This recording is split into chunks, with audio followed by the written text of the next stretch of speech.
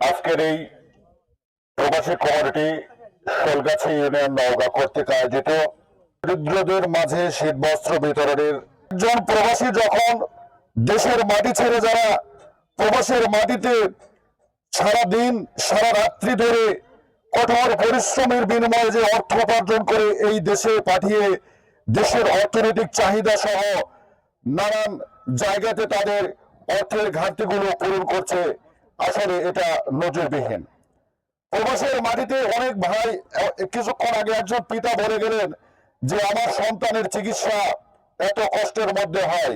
আসলে যারা প্রবাসে থাকে তারাই শুধু বলতে পারবে।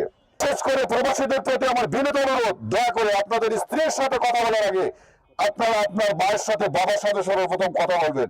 আমি আমার লাইভ প্রোগ্রামে কিন্তু এই কথাগুলো বলে থাকি, কারণ অনেক সন্তান প্রবাসের মাটিতে গিয়ে তাদের পিতা মাতার খোঁজ খবর কিন্তু রাখে না, এমনও কথা কিন্তু আমি জানি।